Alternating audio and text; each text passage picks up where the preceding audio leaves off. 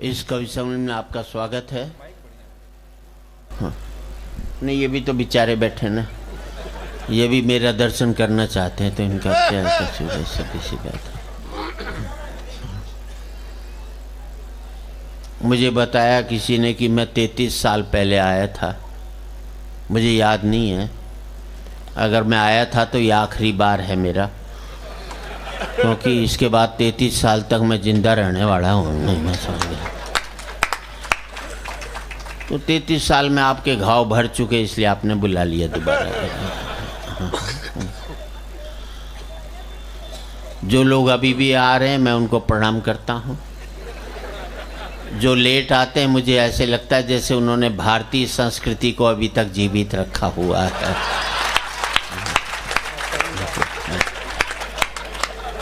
क्योंकि टाइम पर आने से भारतीय संस्कृति नष्ट होती है। और जो लेट आते हैं वो दूरदर्शी भी हैं। वो जानते हैं वर्ल्ड ट्रेड सेंटर के हमले में वही बचे थे जो लेट गए थे। जो टाइम पर चले गए थे वो सब काम आ गए थे।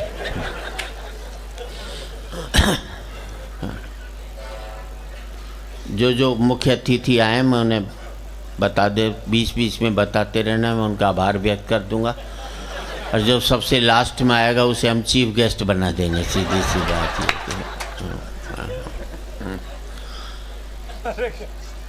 ये यहीं पर ही है। एक कलकत्ता ऐसा नगर है पूरे देश में जहाँ 6 बजे का टाइम दिया जाए तो ठीक 6 बजे शुरू कर देते हैं। 6:05 पर वो लोग माफ़ी मांगते हैं कि हम देरी के लिए माफ़ी चाहते हैं। एकमात्र पूरे देश के अंदर मैंने वो देखा। आधा घंटा देर से भी कोई आ जाए तो गेट कीपर ही रोक देता है कि आप अंदर नहीं जा सकते। मुझे याद है एक आदमी आधा घंटा देर से पहुंचा, गेट कीपर ने रोक दिया, बोले अंदर नहीं जा सकते। बोले क्यों नहीं जा सकते? अरे बोले तेरी वजह से दरवाज़ा खोले और सारे बाहर भाग जाएं तो कौन जिम्मेदार है? तो हाँ, यहाँ पर ये सारी वो सुविधा है। आपको हंसना है, बहुत हंसना है, अपने ऊपर हंसना है, नेताओं पर हंसना है, कोई भी आ जाए, हंसना जरूरी है, गलत नहीं हंसना। एक गलत हंसी ने, द्रौपदी की एक गलत हंसी ने महाभारत करवाया था। हंसी वही होनी चाहिए जो सही होनी चाहिए, और हंसी वही होनी चाहिए जो किसी के आंसुओं की कीमत पर हासिल नहीं की हो, तब जाकर के वो हंसी सार्थक होती है। जो 2-4 बजा रहे हैं वो भी रहने दो। हाँ, ऐसा लगता है सारी भीड़ की जिम्मेदारी 2-4 लोगों ने उठा रखी है। 2-4 जरूरी जानकारी हैं जो कि राजेश भाई हैं, यहाँ सरकारी लोग भी होंगे, अधिकारी लोग भी होंगे। हमारी साथ दिक्कत क्या है कि हमें जैसे शराब के ऊपर कुछ लिखा रहता है, सिगरेट पर लिखा रहता है, वो एक वैधानिक चेतावनी है कि जो आपको लिखनी ही पड़ेगी, चाहे वो ठीक हो या नहीं हो, कुछ भी हो। ठीक भी है तो भी लिख, नहीं तो क्योंकि कोर्ट का आदेश है। तो हमें भी सुप्रीम कोर्ट का हमें आदेश मिला हुआ है कि हमें प्रोग्राम से पहले 1-2 ज़रूरी बातें बतानी पड़ती। और सबसे पहली बात ये है कि हम कवियों को वरदान मिला हुआ है कि जो हमारी बात पर ढंग से ताली नहीं बजाता वो अगले जन्म में घर घर जाकर ताली बजाता है।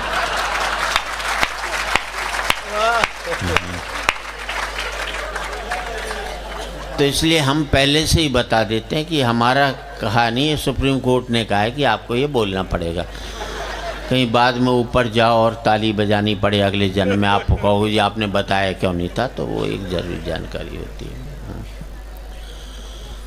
दूसरी बात यह है कि जो पति अपनी पत्नी के साथ बैठा है वो ये सोच करके बैठे कि वो साथ में नहीं है,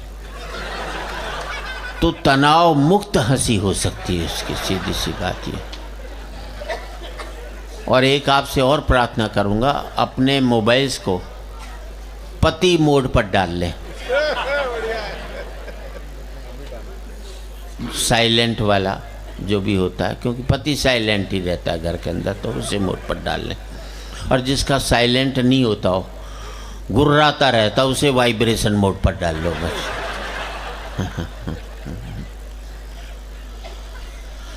इतनी संख्या में बच्चे बैठे हैं, उनको भी मैं प्रणाम करता हूँ। अपने बच्चे अपने पास रखें। बच्चे देश का भविष्य हैं, पर हमारा वर्तमान चौपट नहीं करें, बस बात का ध्यान रखें। सीधी सी बात ही करता हूँ। कार्यक्रम कब तक चला ये महत्वपूर्ण नहीं है, कार्यक्रम कैसा चला ये महत्वपूर्ण है।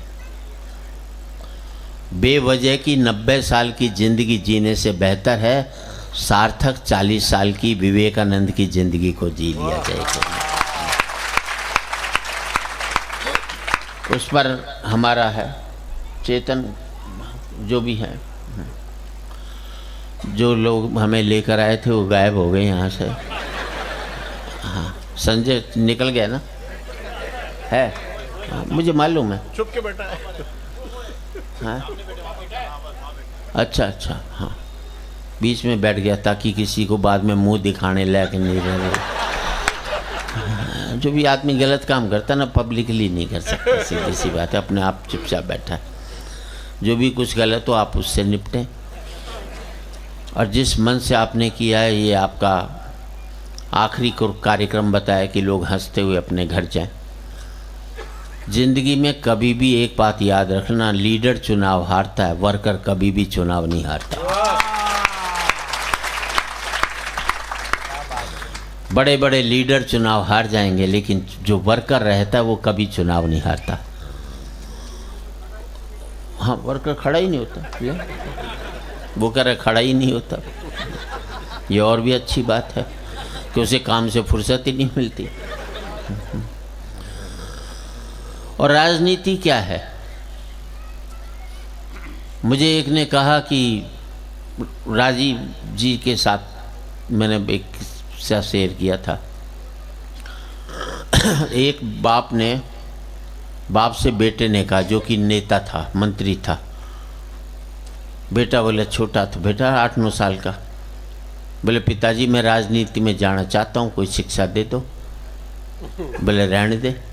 बोले ना, मैं तो राजनीति में जाऊँगा, कोई शिक्षा दे दो। नहीं माना बेटा, जिद पर अड़ गया। तो बाप ने कहा पहली मंजिल पे चढ़ जा। बेटा चढ़ गया। बोले अब क्या करूँ? बोले नीचे कूद जा।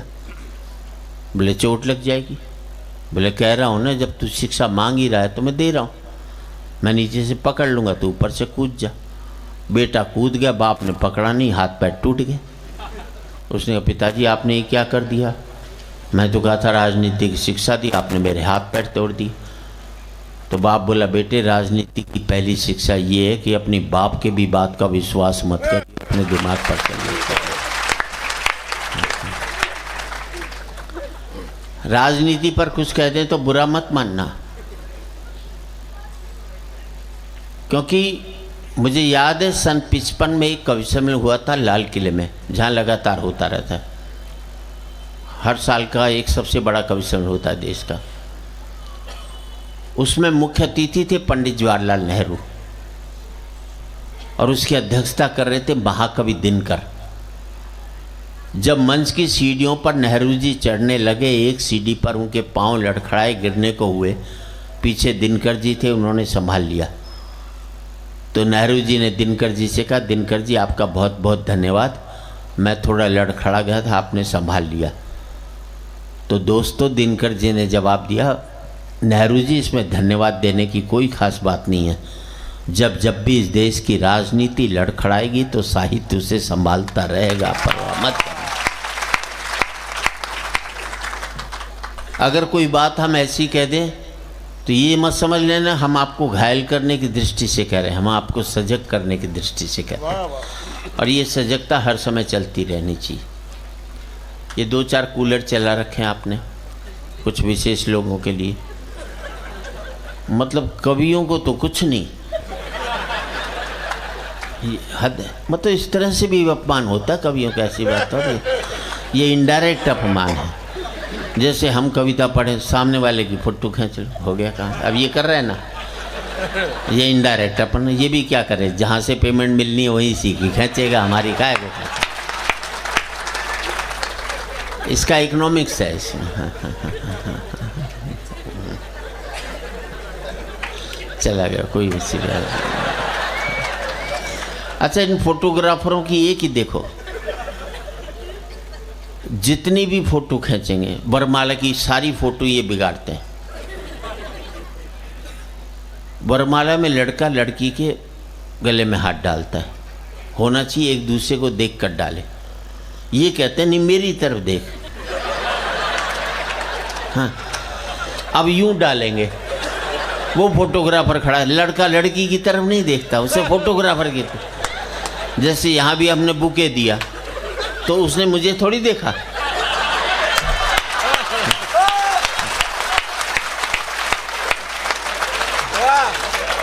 उसने भी फोटोग्राफर को देखा, मैंने भी देखा ना, मैंने ये देखा कि कौन दे रहा है।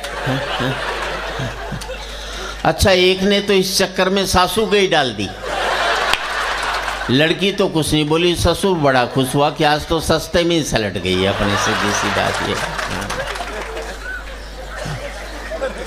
हाँ, मंच में हमारे सबसे दिनेश बावरा, जो कि लाफ्टर चैनल में फाइनलिस्ट तक पहुँचे, आज हमारे बीच उपस्थित हैं। बहुत अच्छे कवि हैं, बहुत ये हैं मंच पर सबसे ज़्यादा उम्र का कवि। हंसने की बात नहीं, मैं बची हुई उम्र की बात करता हूँ, खर्ची हुई उम्र की बात नहीं करता। संपत्ति वो नहीं होती जो आपने खर्च कर ली, संपत्ति वो होती है जो आपकी बची हुई है। बची हुई उम्र की संपत्ति इसके पास सबसे ज़्यादा है। उसके बाद में देश का वो ओजस्वी कवि जो कहीं कारगिल युद्ध में, जितने दिन कारगिल युद्ध रहा वहाँ बॉर्डर के ऊपर जो जवान घायल होते थे उनके इलाज के लिए यह आदमी मौजूद रहा। और बहुत बड़े डॉक्टर हैं और एक हॉस्पिटल में डायरेक्टर जनरल हैं, आपके बड़ौदा के एक हॉस्पिटल में, जो कि बहुत एक समाज सेवा का काम करता है। हम उनका अभिवादन करते हैं। और देश में वीर रस का कवि इससे बेहतर कोई भी नहीं होगा, मैं समझता हूँ कि आज की तारीख में ये बेहतर है। कद देख लो आप इनका, वैसे लंबे कद वालों ने कोई ज़्यादा तीर नहीं मार लिए। मुझे याद है एक लंबे कद वाला सब्जी वाले के पास गया, बोले नींबू क्या भाव दिए? उसने कहा बैठ कर देख संतरे हैं।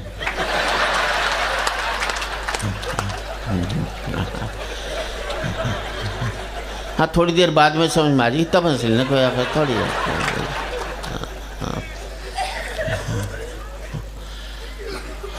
उसके बाद देश का वो कवि, मैं समझता हूँ एकमात्र मंच पर ऐसा कवि है जिसका नाम Guinness book of world record में दर्ज है,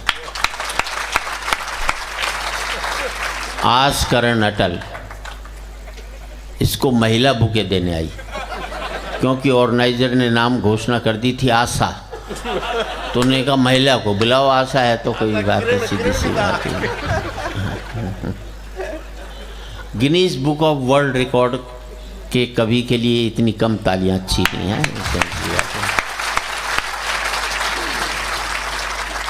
Guinness book of world record में ये इसलिए आए कि इन्होंने एक फिल्म बनाई थी, वो संसार की एकमात्र फिल्म ऐसी थी जो इसी ने बनाई और इसी ने देखी, और इसने भी पूरी नहीं देखी। और ये पूरी देख लेता तो आज इसे हम यहाँ पर नहीं देख पाते।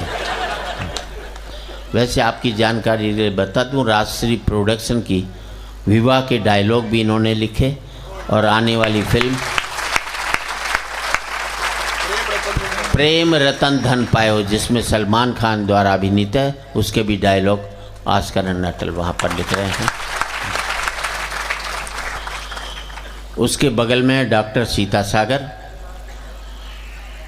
जो कि लखनऊ थी, लखनऊ से अभी गाज़ियाबाद में, और पहले कुछ डायरेक्टर रही, वो Gulzari Lal Nanda institute of Philips, क्या बोलते हैं उस अंग्रेजी में, कुछ भी होगा, मतलब अंग्रेजी में थी वो इंस्टीट्यूट।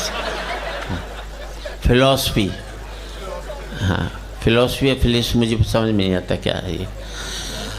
उसकी डायरेक्टर रही, संस्कृत पढ़ाती हैं, एमए स्टूडेंट्स को, डॉक्टरेट हैं संस्कृत में, 2.5 लाख का रिसर्च अवार्ड संस्कृत के लिए डॉक्टर सीता सागर को मिला है। और इन्होंने एक कविता शहीदों पर लिखी थी, जब वाजपेयी जी प्रधानमंत्री थे वहाँ उन्होंने पढ़ी थी, और उसके बाद वाजपेयी जी को समापन करना था, लेकिन उस कविता के बाद वाजपेयी जी ने कहा इसके बाद कोई कविता नहीं होगी, और इनका विशेष रूप से वहाँ सम्मान किया था डॉक्टर सीता सागर। अब मैं बचाऊँ तो मैं हूँ ही बस, उसमें क्या दिक्कत है। 45 साल से कवि सम्मेलनों के मंच पर हूँ, और 45 साल से कवि सम्मेलनों में 45 साल शादी का हो गए। जब मैंने कहा कि मेरी ज़िंदगी में दुख आ रहा है तो पब्लिक की ज़िंदगी में सुख कैसे आने दूँ, मैं उनको भी सुना सुना कर परेशान करता। जो आपका सोने का समय था वो अब मैं कर रहा हूँ। इतनी संख्या में महिलाएं बैठी, मैं उनको नमन करता हूँ। पुरुष बैठे, हाँ हाँ, हाँ। मोबाइल पर कोई नहीं। एक बात बता दूं मैं आपको, महिलाओं पर अत्याचार हुए लेकिन पुरुषों पर भी कम नहीं हुए। हम बेचारे बोल नहीं पाते, ये बोल पाती, हम नहीं बोल पाते, बस सीधी सी बात है। पति कह लो, बेचारा कह लो, ये पर्यायवाची शब्द है। जितने भी युद्ध हुए हमारे यहाँ बड़े, सब महिलाओं की वजह से हुए, मरे आदमी। अब महाभारत द्रौपदी जी की वजह से हुआ, मरे आदमी। एक लुगाई के खरोच नहीं आई उसमें। रामायण देख लो, सीता जी की वजह से हुआ, मरे आदमी। मुझे एक युद्ध बता दो जो आदमियों की वजह से हुआ और एक भी लुगाई लड़ने गई हो आज तक। लुगाई लड़ा सकती है, लड़ नहीं सकती कभी भी जिंदगी में, सीधी सी बात है। और यहाँ पर भी देख लो ना आप, इतनी महिलाएं हैं, एक की साड़ी दूसरे से मैच नहीं करेगी, एक का सूट दूसरे से मैच नहीं करेगा, और पति साड़ा तीसरा डिजाइन नहीं हमारे पास। वो काला पहन ले, सफ़ेद पहन ले, और कुछ है ही नहीं हमारे पास बचा। और ताली तो इस बात पर चीज़, जबकि हकीकत ये कमाई हमारी, तब हमारी ये हालत है पतियों की। इन लुगाइयों की कमाई हो रही होती, हम पति लोग तो कच्चे बनियान में ही घूम रहे होते, इससे ज़्यादा नहीं मिलता होगा।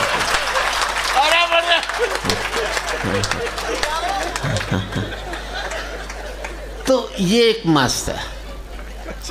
लीजिए, इस कवि सम्मेलन की हम शानदार शुरुआत करते हैं। माँ सरस्वती को नमन करता हूँ, विद्यादायिनी को नमन करता हूँ, और यही कहना चाहता हूँ, हम लोगों की कविताएं गंदगी पर लिखी जाएं, लेकिन लेखनी से गंदगी कभी भी नहीं निकले।